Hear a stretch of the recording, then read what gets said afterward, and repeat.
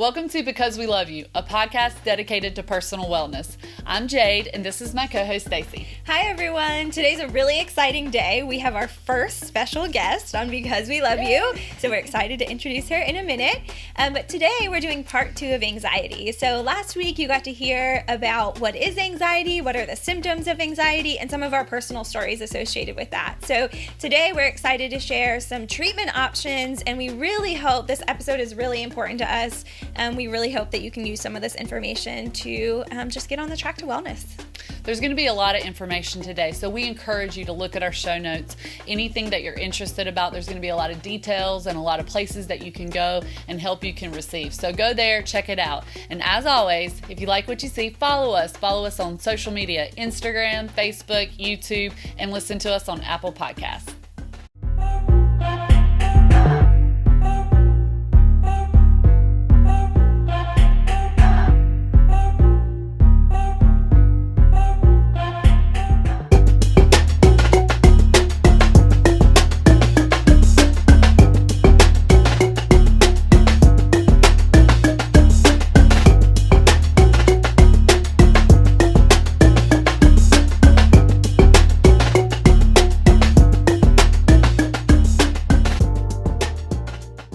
Today, we're talking about treatments for anxiety. So we know that this is something that affects a lot of people every year. And so we really hope that today you'll find some helpful information that if you need help, just reaching out to your primary care provider or finding a therapist, or just really to think about things that we can all do every day to boost mental health or to reduce anxiety. Hopefully you'll find some helpful tips. So we're really excited about this. And I'm super excited to introduce our special guest who happens to be one of our favorite humans, and we're excited for you to meet her. This is Dr. Sarah Ross, and she is a licensed psychologist. And so she's going to bring her knowledge and experience with clients and thanerapi to us today. So we're so thankful that she's here. Dr. Ross received her PhD from NC State. And thank you for joining us today. Thank you so much for having me. I'm so excited to be here. So thanks so much. Of course. So let's jump in and get started. So last week we talked about anxiety. What is it? What are the symptoms? I shared a little bit of my story. So if you haven't listened, feel free to go back and check that out too. But I mentioned that about 6 months ago, as you both know, I was diagnosed with generalized anxiety and panic attacks and went through a very rough few months in terms of just dysfunction in everyday life, not being able to do what I needed to do. Just get up and go to work and take care of my family. And I, it was just a terrible spot to be in. And I remember talking to both of you about, will I ever feel normal again? That was kind of my biggest fear. Will I ever feel normal? Is it going to be like this forever? And it was very scary. It was certainly, I'm very lucky. I have a very big support system. And luckily I have very knowledgeable friends about anxiety, the two of you in particular. But, I just didn't even know where to start, even with a little bit, background in psychology, not necessarily clinical psychology, but I knew enough, and the options felt overwhelming. So let's hopefully maybe help some people get to the resources they need. I know one thing that, just made me nervous was starting medication. Even as a psychologist, even as someone who is an advocate for mental health and for medication as a treatment for mental health, because it's super effective for many people, it still felt like a big step. And so, Jade, I know that, you prescribe medications, of course, in the office. So can you talk a little bit about that, maybe what the options are, and if you see that hesitancy in your patients? Certainly, I see that hesitancy. When they come to me, they're scared and they don't want to take something that they have to take for the rest of their life. I hear that the most is this going to be for the rest of my life? And or what is it going to do to me? What are the side effects? Because we know that everything that we put into our body ingest has a side effect and has a potential thing that it can do something that it wasn't intended to do. And so that those fears are always there. And because there are so many things we can use to treat anxiety, and I'm glad that we're going to talk about all of them, but medication, it can be a powerful tool. And so there are many different options. There's short acting anxiety medicines that are going to relieve you from that panic attack. And then there are more long-term medicines that actually deal with the long-term basis of the neurotransmitters or chemical messengers. You have 3 major chemical messengers in your brain: dopamine, norepinephrine, and serotonin. And they make you feel happy, hungry, safe, calm, excited, pleasureful. I really like the one that makes me feel pleasureful, just so you know. I'm a little bit of a dopamine addict. And we all do. And these medicines, they can help with those chains and help you, help kind of keep it in your brain longer. And I like to tell patients this, it's kind of like a bowling alley. And so the bowling ball is these chemical messengers. And you want the bowling ball to get to the end and knock the pins over and make you happy. But sometimes it gets stuck in the gutters or you lose them. And so the medicine, sometimes they act as like those gutter guards, right? And so the bowling ball is what you need to stay in that lane. It needs to stay in its lane, right? And so the medicines help it to stay in the lane and get to where it needs to be and where it needs to stay.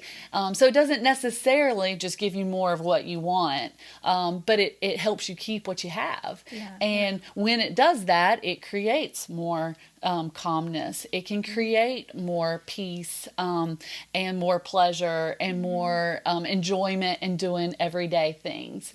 But it is important to note that it does sometimes take some time, you know. Absolutely. And I would just add too that I think oftentimes starting a medication and also therapy at the same time can be really helpful, because the medication can help you be in a place where you're able to kind of take in those things that you learn in therapy. Exactly. Sometimes you're at a point where, you know, just starting therapy just feels overwhelming because you're so anxious or you're so depressed, whereas the medication can kind of help you start seeking out those healthy lifestyle changes. Exactly. Let your cortex kind of kick in and be able to make some good decisions. But if you're running from a bear all the time and every day, like, how are you going to go into a counseling session running from a bear? You can't really focus on that.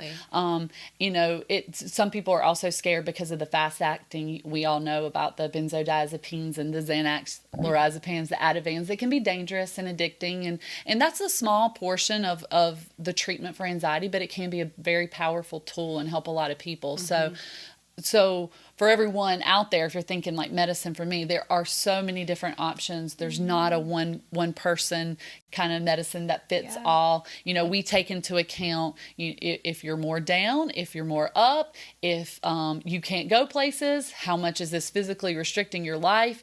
And that kind of determines long-term versus short-term versus as needed versus counseling and things like that. But I guess my ploy would be, you know, even myself, I have been on medicine for short-term, and it was what I needed. After having my babies, I had a lot of postpartum, and I wasn't able to focus at work. And I remember going to one of my colleagues who sees me, and I was just like, I can't focus. I can't get my work done. I'm a mess. I'm just thinking about all the bad things. And so for a year after having my babies, I did. And so maybe you're like me, or maybe it is more of a generalized long term, but there can be safety in medicine. It helped me get through a really, really hard time. And so think about it, talk to your healthcare providers, talk to friends, because chances are you know somebody on one of these medicines. Chances are. Absolutely. And I really like that you pointed out about how there are a lot of options and there's no one size fits all kind of medication, because for me, the first thing I tried actually made my anxiety worse. Like I went higher than, you know, I wasn't eating, and I lost a lot of weight like in a short period of time, and I just felt more fear and more dread, right? And I could have given up and just thought medicine's not for me, right? So that's why it's really important to communicate with people, especially your healthcare provider. I was able to go back and try something new, and now what I'm on feels, you know, so effective and got me back to a place where I feel normal. So if the first thing doesn't work, that's okay.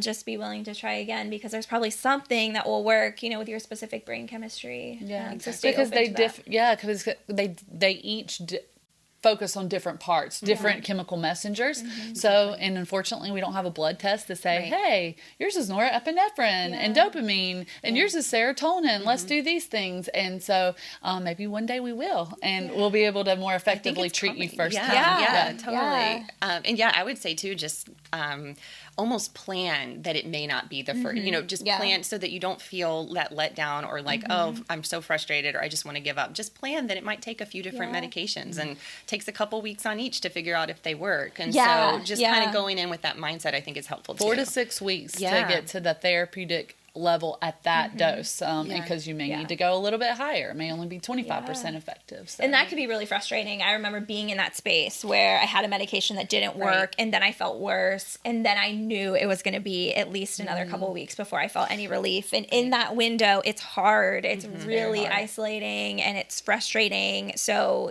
keep open lines of communication. Make sure you're taking care of yourself. I remember even coming to you one day and sitting in the car, and you were like, is this going to be my life forever? And my heart went out to you, and I'm like, I know we get trapped in those thoughts of, in not just with anxiety, but just with life in general. Is this going to be forever? And you're here today, and it wasn't forever. And a question I asked a lot was to both of you was like, is this normal for people with anxiety? Right? Like I was, comfortable with getting the diagnosis because I knew that meant I could get treatment and I could get help, right? But it was more like, is this even normal for this diagnosis? Right. And your anxious thoughts were making you sort of think the worst case scenario in that situation. Because it's so physical. And we talked about that earlier, but that's why it's hard, because there were so many physical symptoms. You're like, this is something else. This got to be something else. This is not anxiety. And that's why, gosh, I think that's so important for people who don't struggle with mental health conditions to realize just how physical, just how impairing it can be. It's like a physical health disorder or a diagnosis. There's so many ways that it affects your body that you guys have already talked about. But I think if you've never experienced, you don't quite realize how bad it can be. Yeah, people just have the well, get over it. Stop thinking like that. And it's not that easy. Out of control. Yeah. That's great. So hopefully that's encouraging in terms of thinking about medication as an option. But, as you mentioned earlier, you're starting a medication, but also combining that with therapy is probably the most effective treatment for most people. And so I know you have a lot of experience, of course, and have seen clients for a lot of different types of psychological disorders. So can you tell us a little bit about therapy? Do you see the same type of hesitation with therapy? Yes, absolutely. And, I still think there's this huge mystery around therapy, even though I think we've made great strides toward getting people into mental health care. There's still so much mystery around what does it even look like? Is the therapist going to judge me? What will people think about me? Do I have to lie down on a couch and let the person in? Which you don't, by the way. Absolutely not. Right. Now it's virtual. Now it's virtual, totally. And but I think a lot of those fears prevent people, just like with medication, from seeking it out for the first time. And so I definitely want to talk about some things and tips that I have today about seeking a therapist if you've never done so, because it can feel overwhelming when you first start. For sure. So what someone's going to therapy for the first time, either referred by their PCP or on their own looking for someone, what should they look for?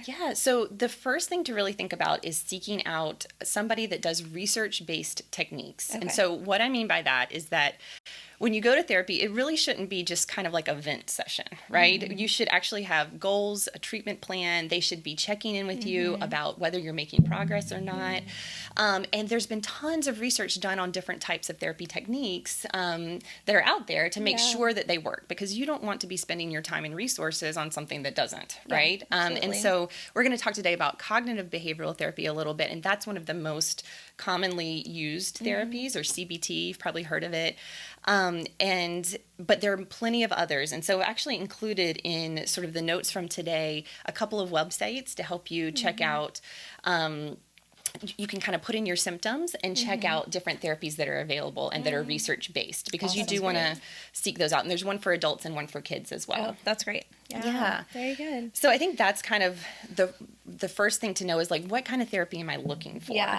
And again, CBT is a nice place to start if you're struggling with anxiety or depression. But then what I would recommend actually finding a therapist is, if you have health insurance, going to your website. Usually there's a mental health tab kind of hidden somewhere in there, and searching within your area for a provider near you.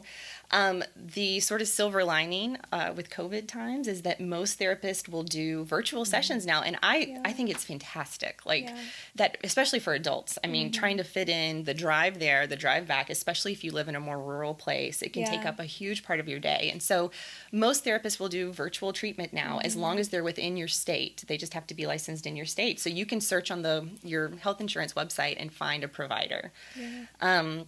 If you don't have health insurance, there are other options. I know here in Guilford County, we have Family Services of the Piedmont that provides free or reduced cost services for families. That's wonderful. And most major cities have those kinds of options.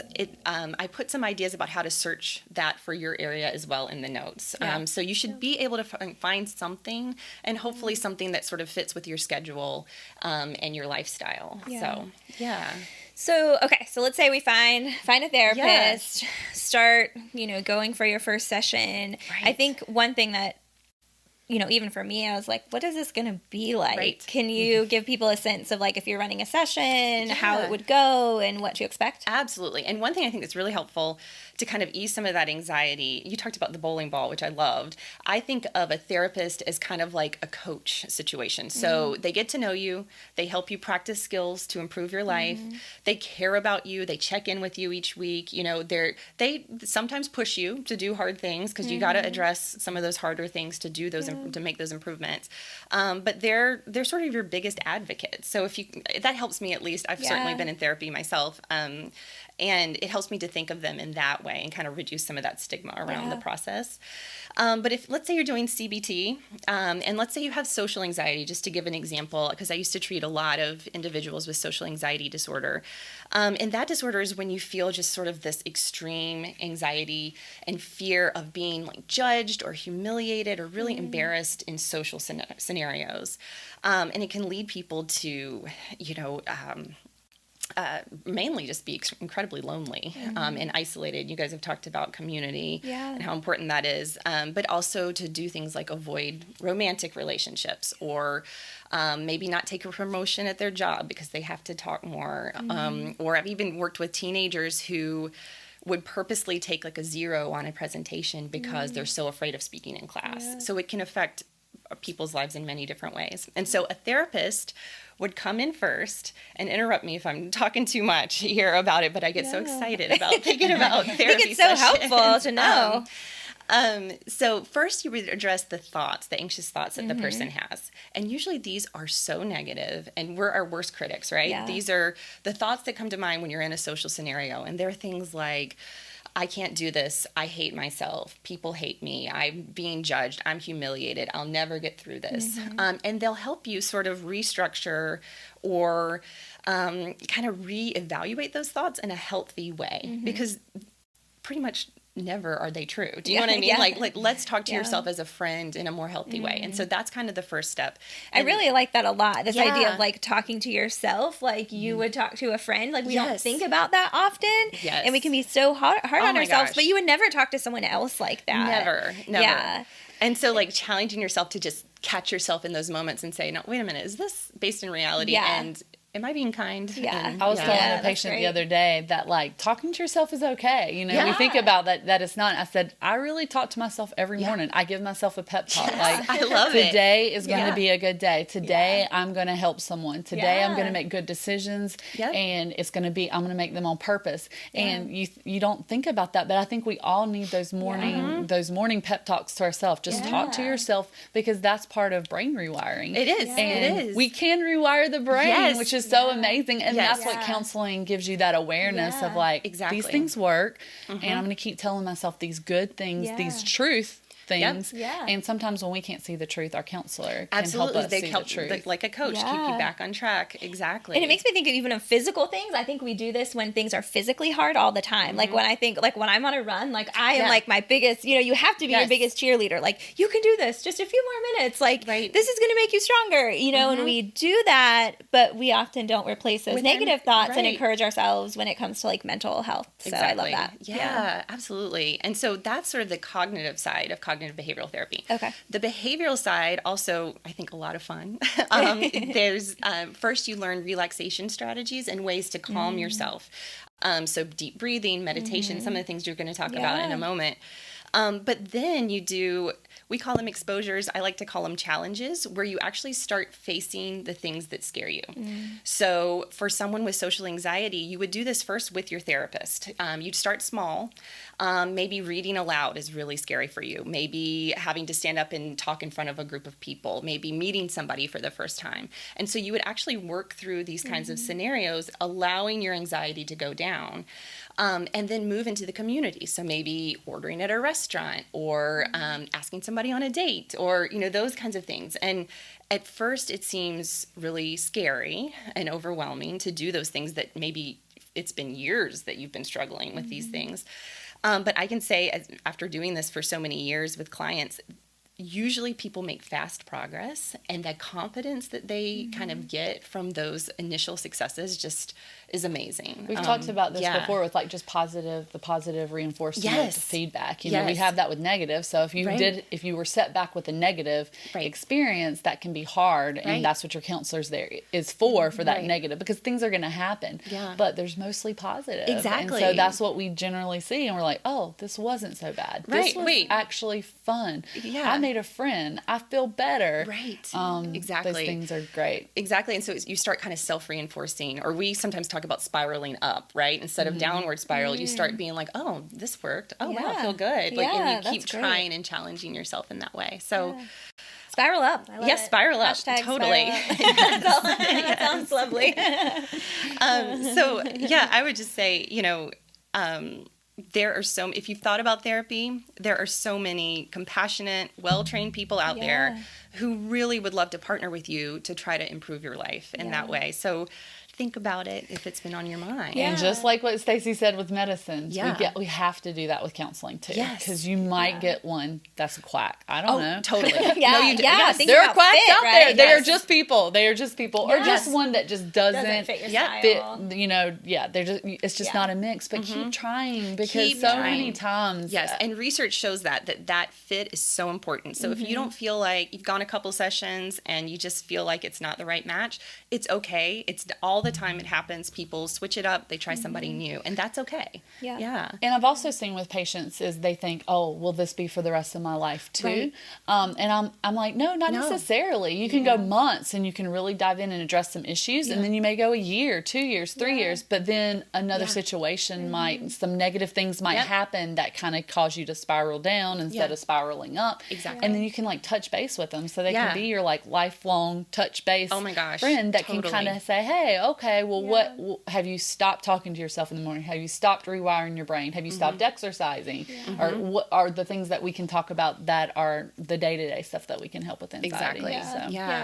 I think that's good. So let's kind of transition to that for a second. So we talked about the main treatments of medication and therapy and how effective those things are. So we hope that you're open to that. But I think there are things in addition to that maybe you learn in therapy, or just that we can all do, even if you're, not struggling with a disorder, but just maybe in a bad place or have high anxiety on a day or kind of feeling down. There are things that we can all do to help improve our anxiety. So are there kind of everyday habits that you all have or have adopted that have seemed to be very helpful? So many. I know. It's hard to pick, right? But I think hands down, though, meditation, prayer, worship, that kind of whole encapsulation, that is just so, we live in such a busy society, and our brains need this. Our brains need to recalculate.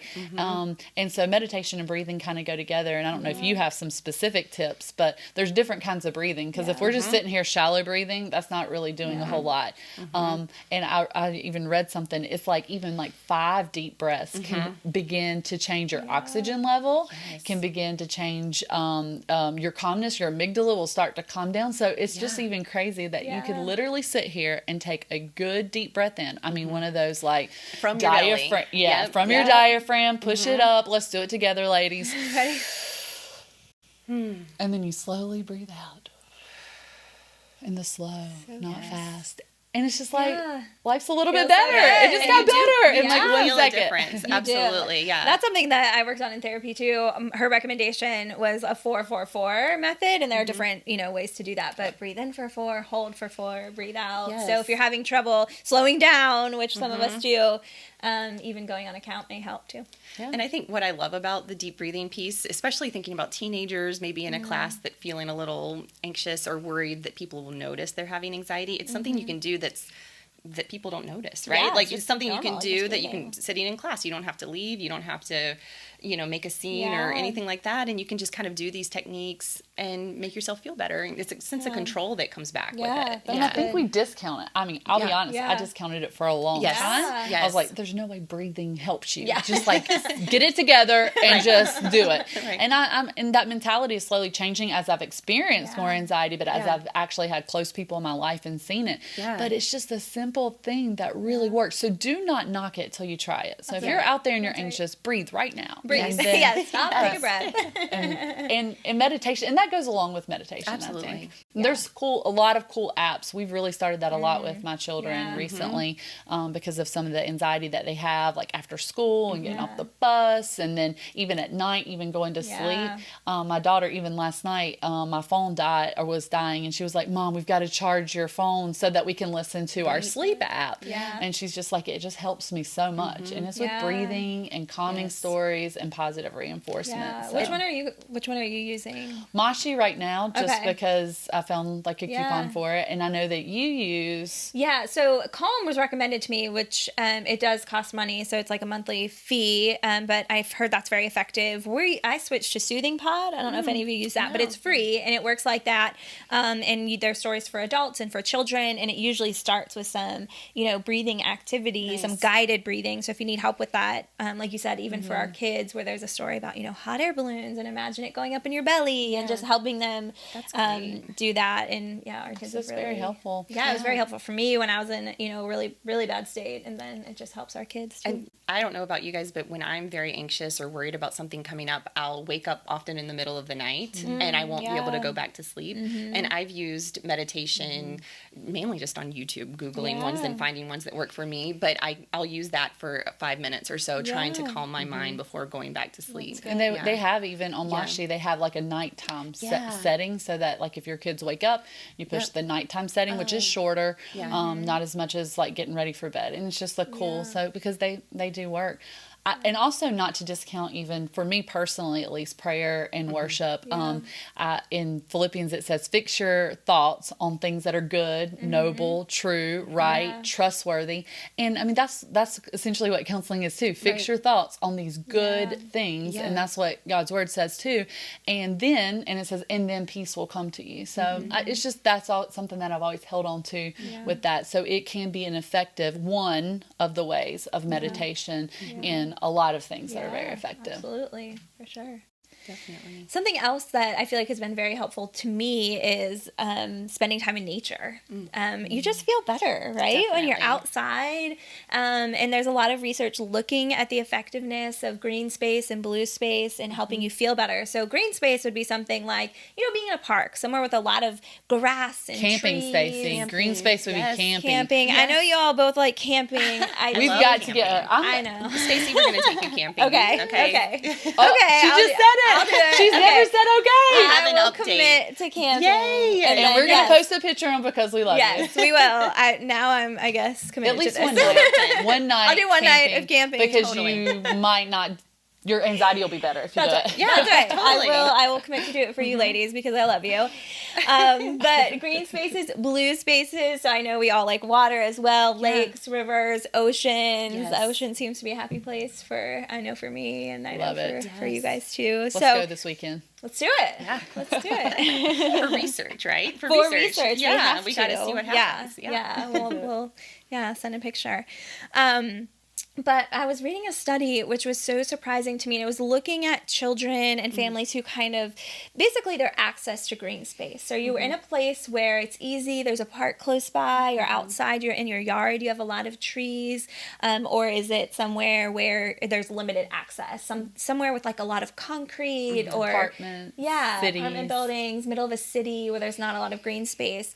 And this statistic was so shocking to me, but they found that children who had the lowest access to green space had a 55% higher chance of developing some type of psychological disorder later, which is It's so shocking. crazy. It's so surprising. It's so crazy. And it does. It makes you want to say, my kids have a bad day. Let's not take them to the jump park. Yeah. Let's take them to the park. Right. Let's take them Outside. to outside. Let's go whitewater rafting. Yeah. Let's go On on a a camping trail. trip if we're overwhelmed.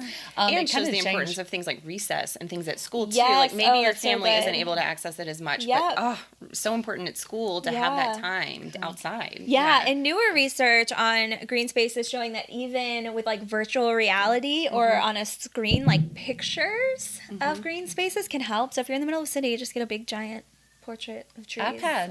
or on your iPad. So Set it's, your it's kind background of to interesting. trees. At the office, we have a counseling office Yeah. at where I work, and they have put like the fluorescent lights. There's clouds in there, and they have made that whole room very naturey. And I mean, I think that's just because the research supports that. Even when you absolutely. come into this room, and we can present you with a wave, an ocean, and you can look up and see a sky like clouds. It's just it helps with your mental health. Yeah. I used to more work in green a space. children's hospital setting, and I couldn't believe they were going to restructure and kind of redecorate. And they got so many people's input and the psychology team as well, because they wanted to know the research about that piece. And so there really is something to it, you know, around like what are we taking in, what colors are we seeing. It really helps. So, But So I'm good just to take a walk at lunch personally today. excited because we're going camping. yeah. Stacy Lepowski. Yes. This is going to be fun. It's going to be fun. It's going It'll to be be great. It'll be But great. speaking of green space, one thing that we can do in green space that is so effective with anxiety is exercise. Yes. That's my Yes. go-to for sure. Yeah, mine too. It's huge. Yes. Yeah.